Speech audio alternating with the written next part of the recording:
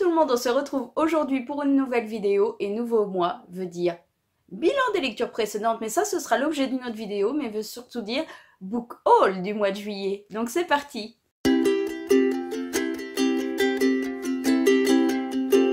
Alors un mois de juillet qui était ultra chaud niveau température, mais aussi qui m'a permis de me relancer dans la lecture avec le challenge Coupe du Monde des livres, et qui forcément veut dire lecture relancée, veut dire plus de livres dégommés, veut dire bonne découverte, veut dire quelques achats.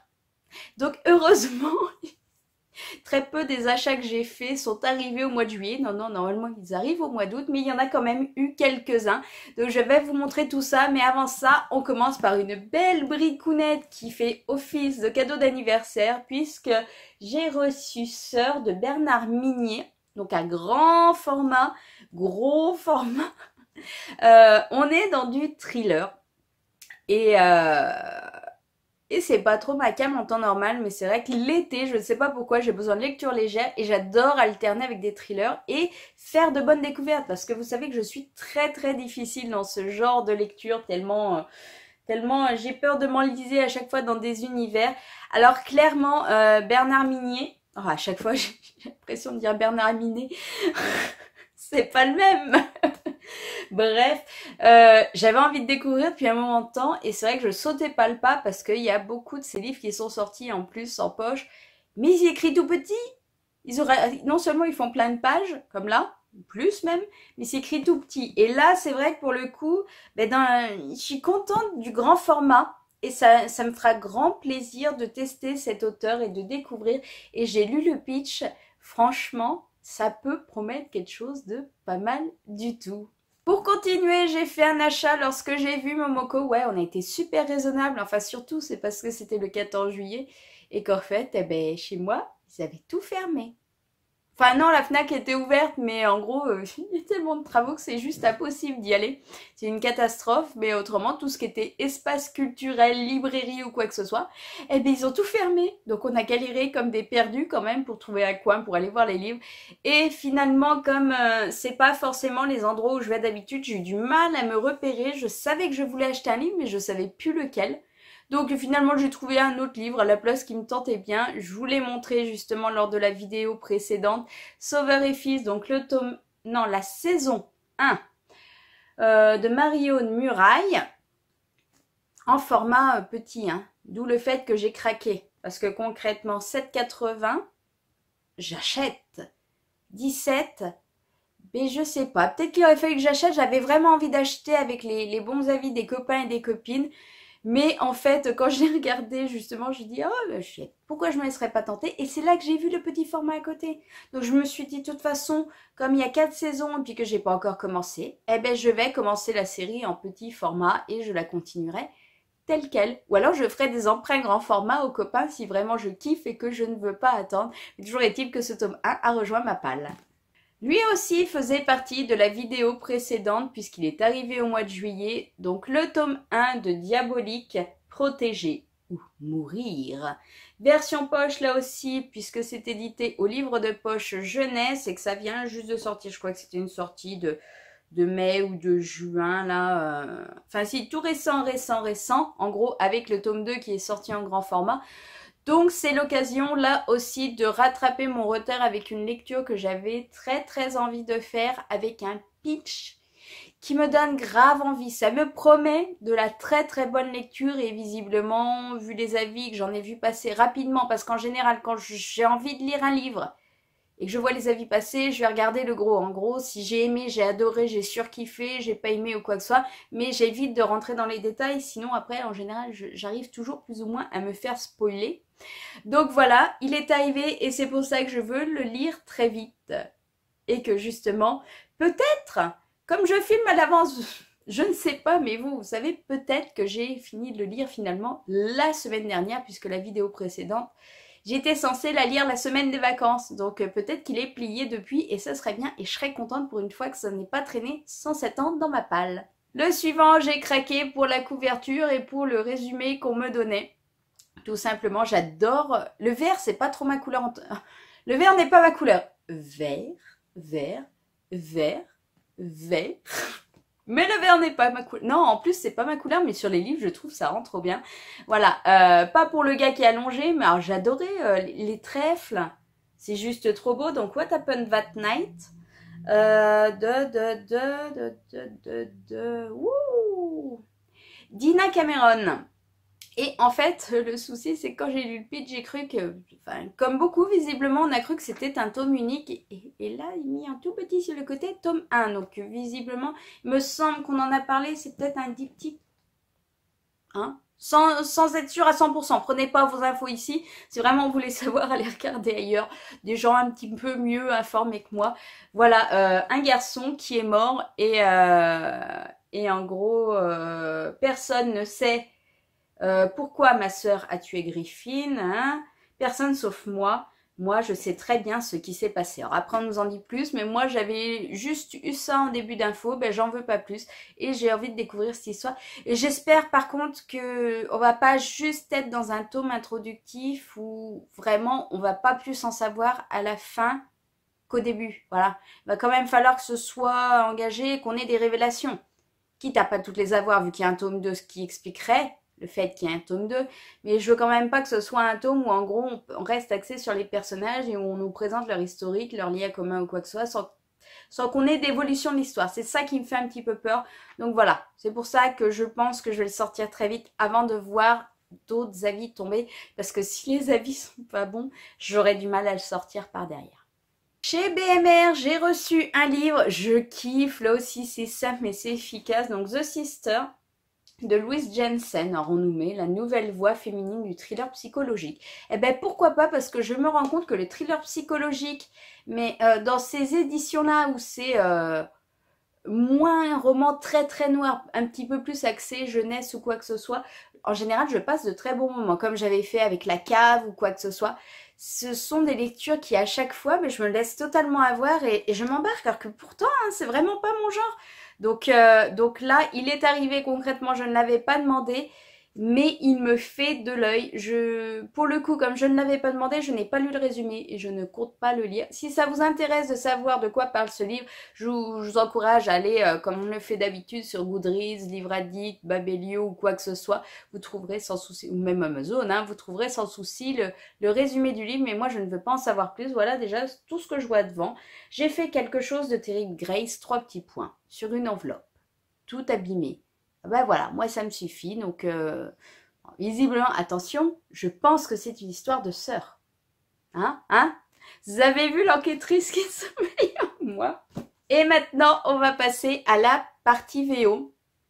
Et là, c'est là que j'ai commencé un petit peu à me lâcher, puisque ayant perdu l'appétit un petit peu de lecture ou n'ayant pas trop le temps de lire, ben, la VO, forcément, c'est pas ce que je sortais en premier. J'essayais de lire des livres français qui allaient plus vite, qui étaient moins gros ou quoi que ce soit. Et l'autre jour, j'avais une envie de VO. Et je cherchais un VO dans les, on va dire 300 pages. Sauf que j'ai pas trouvé ce que je voulais. Parce qu'en gros, je me rendais compte qu'après ma lecture précédente, j'avais besoin et envie, en gros, de jeunesse, d'aventure. Un truc un peu à la Peter Pan ou quoi que ce soit. Et concrètement, j'ai trouvé d'autres livres à sortir, mais c'est pas ce que j'avais envie. Donc je me suis dit, non, en gros, celui que je veux. Donc The Land of Stories, le tome 1, The Wishing Spell, donc le pays des contes. Et je kiffe, c'est une des rares séries où je voudrais toutes les éditions. Je veux la VO, je veux la VF grand format de chez Michel Lafon. Mais je veux aussi la VF petit format de toujours chez Michel Lafon. Non, je crois. Oui, hein, Michel Lafon. Ouais, oui, si. Ils font du mini aussi, ils font du poche. Voilà, Michel Lafon poche. Je kiffe. Elles sont toutes différentes, mais elles sont toutes canon. Et c'est vrai que ben, pour le coup, j'ai 450 pages. Moi, je voulais plus petit pour que ça aille plus vite. Ben non, je l'ai sorti et en fait, je l'ai englouti. J'ai passé un super bon moment. Mon avis rejoint vraiment celui des autres. C'était une excellente lecture et forcément, quand j'ai fini ça, mais vous vous doutez bien, comment était-ce possible que je ne commande pas la suite? Donc j'ai commandé le tome 2, donc The Ancient Trace Returns. qui est tout violet, avec les yeux. Alors ça, je me souviens que sur le grand format français, c'est pareil, on doit avoir les yeux, même si les dessins changent. À chaque fois, je surkiffe tous les détails sur le côté. Genre, je sais plus, c'était là, voilà, on a les loups-garous, on a le prince grenouille, on a la belle au bois dormant, on a Blanche-Neige, eh ben, on a la maison de la méchante sorcière, de Hansel et Gretel, voilà, tout est dans le détail. Et ben là, c'est pareil, sauf qu'il est encore plus gros. Oh, mais combien de pages qu'il fait? Mais l'autre faisait déjà 450 pages. Oh, ben 520. Donc voilà, j'ai hâte de découvrir vraiment ce tome 2. Ça sera au retour des vacances. Mais là, j'ai tellement aimé que j'ai vraiment envie de continuer. Et comme j'ai commandé ce tome 2 qui était à 9 €, donc vous voyez, hein, c'est aussi pour ça que je kiffe. Et en plus, ça se lit vraiment tout seul. Mais le problème, c'est qu'il me proposait le tome 3. Et je sais pas pourquoi, il y avait une décote sur le tome 3, il était qu'à 7 €. Donc je me suis dit, ben, je vais pas commander le 2 pour commander le 3 dans un mois. Puis peut-être il sera remonté à 9. Autant le prendre maintenant. Donc le tome 3, A Grim Warning. Oh la vache. Là aussi, les détails. Et ce que j'adore, je sais pas, j'avais la version française et en fait, je l'ai refilée pour faire plaisir à une copine qui le voulait absolument. Mais en gros, le 1 et le 2, on a la carte, j'aurais dû vous montrer là. Voilà, le 1 et le 2, c'est la même, c'est la carte en fait du pays des contes. Et en fait, je vois que le 3, il doit retracer. Est-ce que je suis pas en train de spoiler en faisant ça? Ouais, voilà, la timeline de la bonne fée. Et en gros, faut peut-être pas trop que je vous montre. Enfin, c'est tous ces événements importants à elle. Je kiffe ça en début de livre. Là, en plus, avec le tome 1, pour me retrouver, parce qu'on te dit, t'as ça, puis à côté, t'as juste ça, puis en dessous, t'as ça et tout. On te l'explique au début, mais après, en fait, tu zappes. Donc là, j'aimais bien, en fait, je visualisais le chemin qu'il parcourait dans ce pays des contes. Donc là aussi, j'ai super hâte de découvrir tout ce reste d'aventure. Mais ça, c'est clair que ça y passe au mois d'août. J'ai trop envie, je suis encore dans le 1, j'ai encore tout frais. Et là, j'ai envie d'enchaîner. Celui-ci est un petit peu moins gros quand même. Bon, c'est une belle bricasse quand même. Hein. Mais vous avez vu ces magnifiques objets. Je suis ultra méga fan. Et enfin, le dernier est aussi une lecture VO. Et là, c'est un petit peu la cata puisque j'ai été obligée d'acheter ce livre en occasion et c'est entièrement de ma faute. Puisque j'avais commencé cette série il y a genre 4 ou 5 ans. Je vous en ai parlé aussi la semaine dernière puisque on parle de The Ghost and the Goat. Et j'avais commandé le tome 2. Et en fait, comme j'avais pas lu le tome 2, je me suis dit je vais attendre pour commander le tome 3. Souci étant que depuis, il devait... En fait, ben forcément, c'est vieux, puis ça a été édité pas beaucoup. Donc, il devenait introuvable. Et le Joe était à 69 € sur Amazon. Introuvable sur Book Depository. Et en fait, je l'ai trouvé d'occasion. Donc le troisième et dernier tome, Body and Soul. Alors après, vous... Oh putain, ça... Ah si, on le voit. Là, il y a une petite coche qui remonte le long. Mais autrement, franchement, le livre n'a rien. Et je l'ai payé 5 €. Prix normal, il devait être à 16 ou 17. Mais alors, moi, je ne paye pas 69 € pour avoir le tome 3. Donc là, bah, tant pis, il a une petite coche. Et ben ça m'apprendra justement à pas commencer 10 000 séries pour finalement ne pas les continuer ensuite, me dire 4-5 ans plus tard, oh ben tiens, j'avais bien aimé, pourquoi je continuerais pas? Oh ben tiens, le dernier tome est plus dispo. C'est entièrement de ma faute, donc voilà, ce sera un petit rappel à moi-même et voilà. Donc je suis contente parce que pour le coup, là, j'ai la trilogie complète sans avoir vendu un rein pour m'acheter ce troisième tome. Bah, de toute façon, je pense qu'autrement, je l'aurais lu en numérique, mais ça m'aurait un petit peu embêté d'avoir les tomes 1, 2 et pas avoir le dernier. Ça, c'est juste un petit peu dommage.